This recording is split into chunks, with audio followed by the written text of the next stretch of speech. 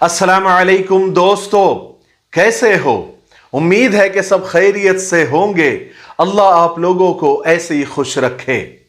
आज की कहानी बुनियादी तौर पर मोहब्बत की कहानी है। जॉर्ज स्मिथ और केथी की मोहब्बत की कहानी। यह कहानी पिछले दहाई की सबसे बड़ी कहानी थी।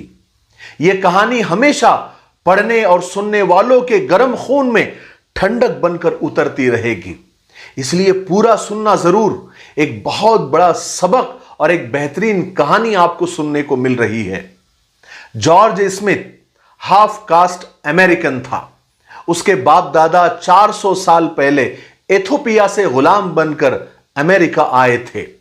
ये लोग सदियों तक गोरों के खेतों में काम करते रहे, उनके जानवर पालते रहे, उनके लिए बियर और वाइन बनाते रहे और गोरों के लिए जंगल काटते रहे। जॉर्ज स्मिथ हार्वर्ड यूनिवर्सिटी का ग्रेजुएट था। वो कंप्यूटर सॉफ्टवेयर का बिजनेस किया करता था और खुशहाल और मुतमईन जिंदगी गुजार रहा था। जबकि केथी के बाप दादा का ताल्लुक मैक्सिको से था। ये लोग 2 नस्ल पहले न्यूयॉर्क शिफ्ट हुए थे। जॉर्ज और केथी की मुलाकात वॉशिंगटन में हुई। ये दोनों सॉफ्टवेयर के किसी नुमाइश में मिले थे, एग्जीबिशन में मिले थे। दोस्ती हुई, मोहब्बत हुई, फिर दोनों ने शादी की। खूबसूरत, खुशगवार, खुशहाल और गर्मजोश जिंदगी गुजारने लगे। शादी के 2 साल के बाद यह मालूम हुआ कि जॉर्ज स्मिथ के खून में कोई केमिकल प्रॉब्लम है, कोई केमियाई खराबी है, जिसकी वजह से जॉर्ज के स्पर्म पैदा नहीं होते, यानी जॉर्ज औलाद की नेमत से महरूम रहेगा। यह दोनों के लिए बुरी खबर थी, क्योंकि दोनों भी साहिब औलाद बनना चाहते थे। दोनों को औलाद चाहिए थी। जॉर्ज ने डॉक्टरों, साइंसदानों और माहिरीन से कांटेक्ट करना शुरू कर दिया। इन कांटेक्ट्स के दौरान मालूम हुआ कि मेडिकल साइंस ने एक ऐसा तरीका, आर्टिफिशियल तरीका ईजाद किया है जिसके जरिए जिंदगी में एक बार चंद स्पर्म पैदा किए जा सकते हैं। लेकिन यह तरीका बहुत कॉस्टली है, बहुत महंगा है। लेकिन जॉर्ज और केथी ने चंद दिन इस पर सोचा और फिर यह फैसला किया कि अपना सारा सरमाया, अपनी पूरी माल और दौलत औलाद पाने के लिए वो खर्च कर देंगे। उन्होंने यह फैसला किया। फिर जॉर्ज ने अपनी कंपनी, अपना घर, अपनी गाड़ी, सब कुछ औलाद के लिए बेच दी। ये रकम जमा करके, ये पैसा जमा करके शिकागो के मेडिकल सेंटर में जमा करा दिया। बहरहाल फिर इलाज शुरू हुआ और इलाज कामयाब भी हुआ। स्पर्म पैदा हुए और ये स्पर्म आर्टिफिशियल तरीके से केथी के जिस्म में दाखिल किए गए और उसके बाद फितरी और कुदरती अमल शुरू हुआ, जिसके आखिर में अल्लाह तबारक व तआला ने दोनों को चांद जैसा बेटा अता कर दिया। जॉर्ज स्मिथ और केथी स्मिथ की कहानी यहां तक तो एक आम कहानी थी, एक आम दास्तान थी। हम में से कौन शख्स है जिसकी जिंदगी में इस तरह के गम नहीं है? इंसान की जिंदगी गमों, दुखों, तकलीफों के धागों से बुनी जाती है। जब तक हमारी सांस चलती रहती है, हम दुखों से आजादी नहीं पा सकते। जॉर्ज और केथी की कहानी भी यहां तक एक आम कहानी थी, एक आम दास्तान थी, हम जैसी कहानी, जिसमें दुख का एक सिलसिला अभी खत्म नहीं होता कि दूसरा शुरू हो जाता है। लेकिन फिर अचानक जॉर्ज और केथी की जिंदगी में एक अनोखा वाकया पेश आया और यह दहाई की सबसे बड़ी कहानी बन गई। केथी एक दिन अपने 6 महीने के बेटे को बाथ टब में नहला रही थी। इसी दौरान फोन की घंटी बजी। केथी बेटे को टब में छोड़कर फोन सुनने के लिए चली गई। केथी ने मॉडलिंग का ऑडिशन दिया था।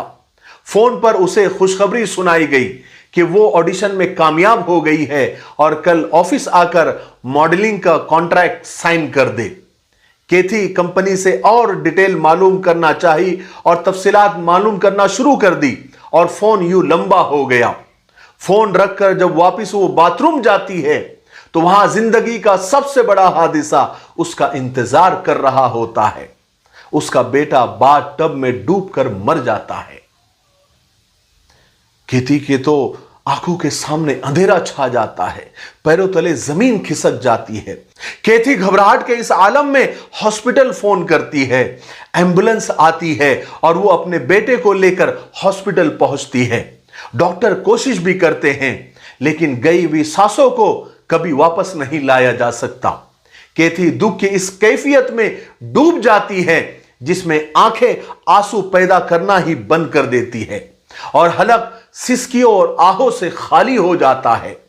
केथी मोम का मुजस्समा बनकर दीवार के साथ लगकर बैठ जाती है।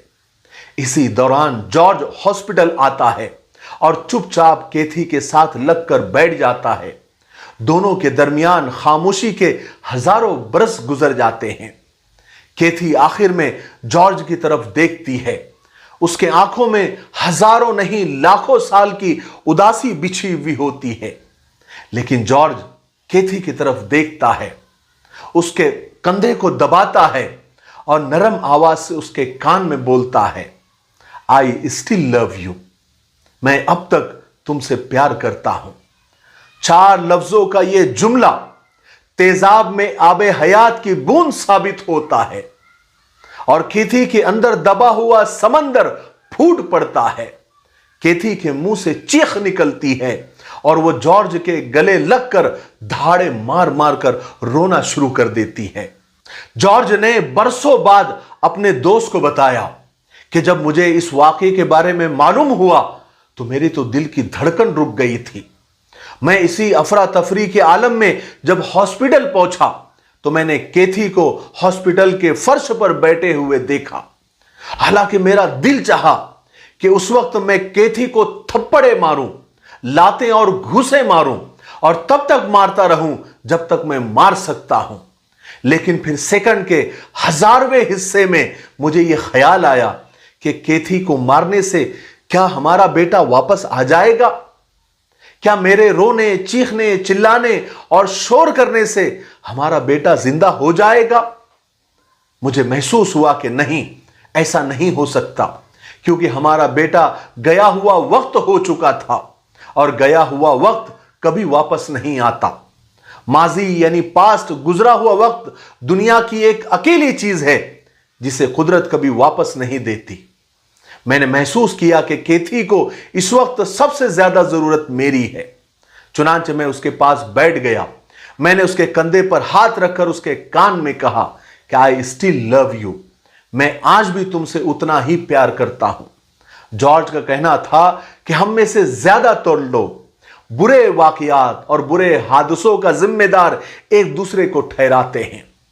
बीवी शौहर से शिकायत करती है कि यह तुम्हारी वजह से हुआ और शौहर बीवी को मुखातब करता है कि अगर तुम ये ना करती तो ऐसा ना होता।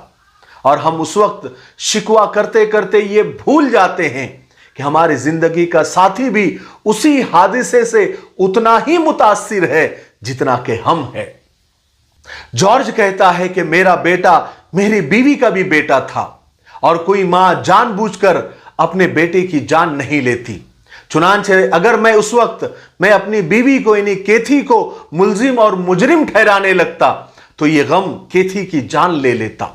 लिहाजा मैंने आम शौहर बनने के बजाय उसका गम का बोझ बांटने का फैसला किया। मैंने अपनी मोहब्बत का कंधा उसके हवाले कर दिया। जॉर्ज का कहना था कि मैंने जिंदगी में उसे कभी अपने बेटे की मौत का जिम्मेदार नहीं ठहराया। वो जब भी बेटे का जिक्र करती तो मैं उसे दिलासा देता। मैं उससे कहता कि केथी, औलाद हमारे नसीब में नहीं थी।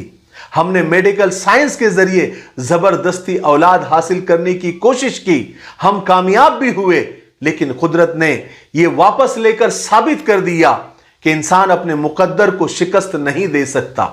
केथी, तुम दिल छोटा मत करो, बस ये देखो कि मैं तुमसे कितनी मोहब्बत करता हूं। मेरे भाइयों, बहनों और दोस्तों, इस मोहब्बत से भरी दास्तान से और इस प्यार भरी सच्ची कहानी से आज हमने ये सीखा कि हम हादिसों से और एक्सीडेंट से कभी बच नहीं सकते, लेकिन हादसे के बाद और एक्सीडेंट के बाद हमारे इल्जामात एक दूसरे के ऊपर हमारे दुख और हमारी चोट की शिद्दत में इजाफा कर देते हैं, बढ़ोतरी कर देते हैं। जबकि इसके उलट हमारी मोहब्बत, एक दूसरे को कंधा देना हमारी चोट की शिद्दत और हमारे दुख में कमी का बाइस जरूर बनती है। चुनांचे आपके चाहने वाले जब भी कोई गलती करे, उनसे कोई कोताही हो जाए, तो आप डांटने के बजाय उन्हें सिर्फ इतना कह दें कि आई स्टिल लव यू, मैं अभी भी तुमसे उतना ही प्यार करता हूं। उसके बाद आप देखें, वो भी खुश हो जाएगा और आप भी खुश हो जाएंगे। मुझे उम्मीद है कि इस कहानी से हमको बहुत सारा सबक सीखने को मिला होगा। मेरे लिए, पूरी उम्मत के लिए, पूरी इंसानियत, पूरी मानवता के लिए और हमारे प्यारे मुल्क भारत के लिए और यहाँ के अमन व अमान के लिए खूब दुआएं करते रहे। अस्सलामु अलैकुम व रहमतुल्लाहि व बरकातुहू।